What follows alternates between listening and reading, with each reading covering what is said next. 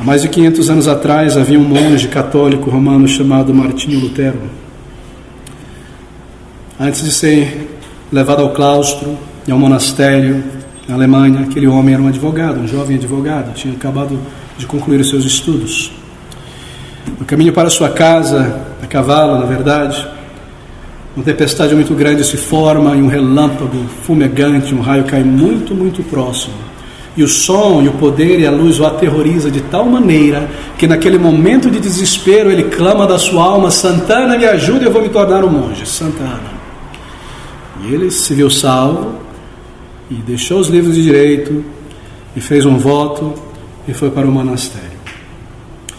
E ele nos diz em suas cartas e escritos que durante toda a sua vida, com toda a sinceridade, como Paulo, aquele grande fariseu, ele fez todo o esforço e aplicou toda a sua mente, todas as suas emoções para cumprir tudo aquilo que a religião lhe oferecia como um meio e a chave para entrar no céu. E ele nos diz que ele chegou ao extremo de amarrar em seu corpo cintos de pelos duros, de se chicotear até cair no chão, sangrando e desmaiar e ser acordado pelo superior.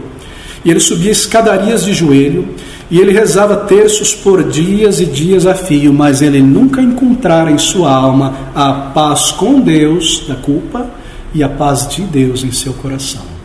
Até um dia que, estudando, já era professor numa universidade, num seminário teológico, estudando o livro de Salmos e em paralelo com o livro de Romanos para ensinar aos seus alunos, ele descobre 2 versículos de gigantesca importância para a sua alma, e um deles foi esses versículos 16 e o versículo de número 17.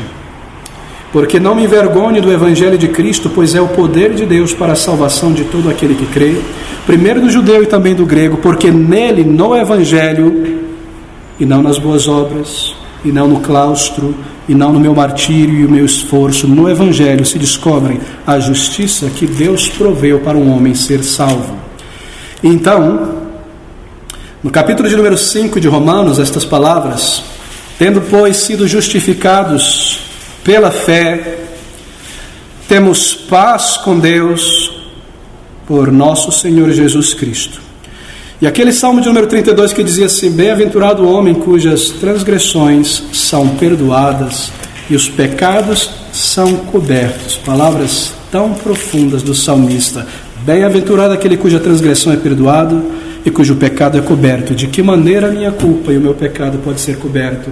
Ele entendeu, pela justiça que Deus proveu, o seu Filho amado Salvador, uma vida perfeita, um sacrifício perfeito, e como que a luz do dia nascesse em sua alma, e pela fé ele olhou para o Salvador, e se arrependendo ele de seus pecados, vindo a ele como um pecador, para receber não a sua justiça, que nunca alcançava o padrão de Deus, por isso ele desmaiava pela manhã de tanto se chicotear, para abraçar a justiça perfeita que Deus proveu para a sua salvação.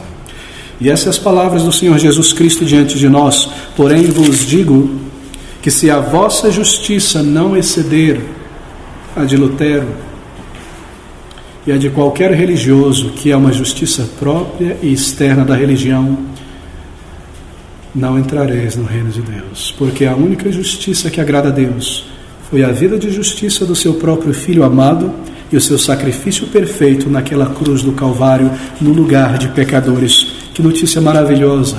Isso é chamado de o Evangelho, boas novas. Será que esta verdade vem à tua alma nesta noite como uma notícia maravilhosa? Que eu posso agora vir ao Senhor Jesus com os meus pecados e descansar nele, na sua justiça, e confessar a ele os meus pecados e rogar por vida e salvação, e eu terei salvação, e eu posso esperar aquele meu último dia e fechar os meus olhos para esta vida, na certeza e na paz de entrar diante do meu Deus, não mais para ser julgado e banido e condenado, mas para ouvir dele: vinde benditos.